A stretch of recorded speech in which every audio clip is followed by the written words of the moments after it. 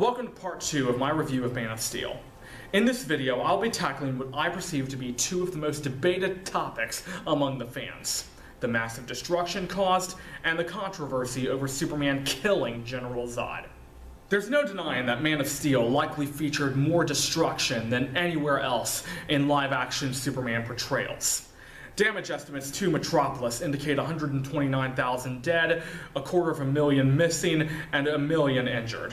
Physical damage to the city is estimated at $750 billion, far exceeding the damage incurred in 9/11 and the projected damage to Manhattan during the Avengers Battle of New York. People have been critical that Superman was not able to contain the destruction to a smaller area, or in the case of his battle with General Zod, move it away from the city. Now, the majority of damage to Metropolis was caused by the World Engine, while Superman was on the other side of the planet, stopping the other ship, which was necessary in order to stop the one in Metropolis. Now yes, the destruction sucks. It sucks seeing buildings destroyed, and it sucks seeing people die. But it could have been a heck of a lot worse. Keep in mind, Zod was trying to terraform our entire planet. He was trying to eradicate all humanity. So while you may be upset that Superman couldn't have ended the battle sooner, at least be glad he ended it when he did. If there's one thing that's been flying faster than Superman, it's the memes online. There is, of course, this meme comparing the fans' reactions to Man of Steel and Superman Returns, making it clear that some people just won't be pleased no matter what you do. Then there was this funny one in which the Man of Steel pokes fun at the Avengers. So it took 6 of you to stop an alien invasion? Seriously? That meme, of course, was quickly answered by this one. Technically, it was only 2 of us. The other 4 contained the destruction of the city to a few blocks while saving human lives. So how much destruction did you cause, by the way? On the one hand, you're all like Sheldon Cooper. Bazinga! But on the other hand, I see that and I'm thinking, well, that's it. Superman was outnumbered and alone. The Justice League does not exist yet. As far as we know, Wonder Woman is still on Paradise Island, where they don't have televisions, and Bruce Wayne right now is probably in his corporate office, wondering what just happened to his satellite. The military was pretty much powerless, and until they actually got coordinated with Superman, they were part of their problem. Their shoot first, ask questions later approach to the Battle of Smallville caused more harm than good. So besides Superman, there was no known being on the planet capable of going toe-to-toe with these guys.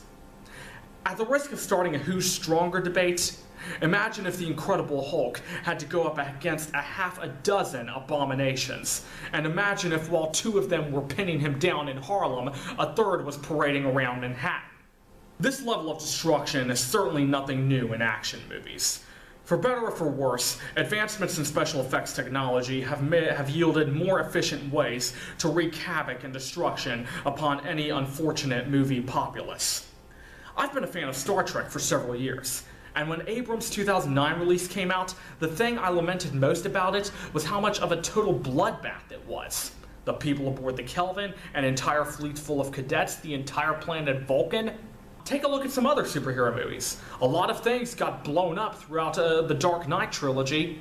The hospital, a football field with both teams in the middle of it. Now take a look at another Snyder film. I think it's safe to say the detonation of Dr. Manhattan's reactors caused way more physical destruction than what was seen on screen in Man of Steel. Consider some other storylines from the comics. Take Doomsday, for example.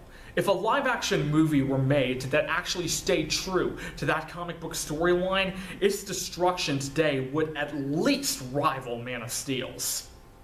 My point is, as far as Man of Steel is concerned, it is my personal opinion that the devastation alone is not reason enough to condemn the movie.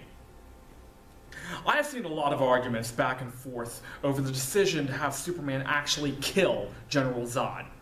Part of the controversy stems from the idea that Superman doesn't kill, although, as it has been pointed out, he has killed before, be it consciously or inadvertently, both on screen and in various comic book adaptations.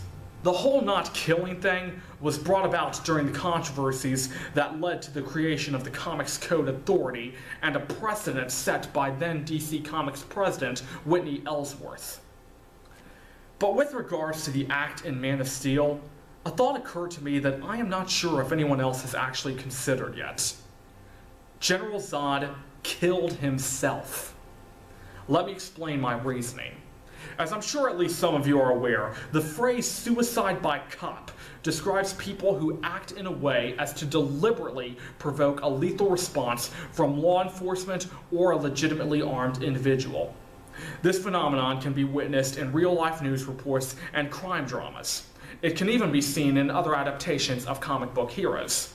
For example, in the pilot for Cartoon Network's Green Lantern series, the Red Lantern Razor, riddled with guilt over destroying a planet, tried to provoke Hal Jordan into killing him.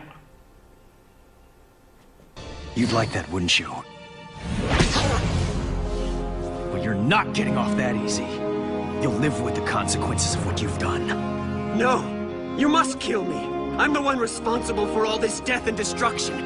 I deserve it! In Man of Steel, General Zod describes his motives clearly. I exist only to protect Krypton. That is the sole purpose for which I was born. And every action I take, no matter how violent or how cruel, is for the greater good of my people.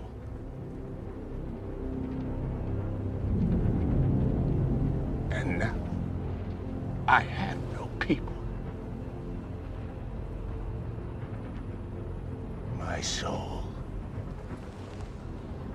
That is what you have taken from me. In the genetically engineered Kryptonian society, everyone is assigned a purpose from conception. Zod stated his purpose loud and clear. And when Superman destroyed the Kryptonian vessel, he eliminated Zod's last chance of fulfilling that purpose. From Zod's perspective, it was Superman who ultimately destroyed Krypton. During their fight, Zod utters this one line that indicates what his mindset was and where the fight was going. There's only one way this ends, Cal. Either you die or I do. This line echoes the now almost cliched criminal maxim of, "You'll never take me alive." Zod was not going to surrender to anyone, let alone Kal-El. If he could not win, he would rather die. When the fight reaches its climax, Zod aims his heat vision at an innocent family while Superman's arms are wrapped around his head. Superman pleaded with him, begged him to stop, but Zod proclaimed he would never stop. Left with no other choice to prevent further bloodshed, Superman had to take that ultimate action. Zod knew exactly what he was doing. He could have stopped and surrendered at any time, but instead, he knowingly and willingly put himself in a position where Superman had no choice but to kill him. Hope you enjoyed part 2 of my review of Man of Steel. To stay up to date on all my latest work, subscribe to this channel and like me on Facebook.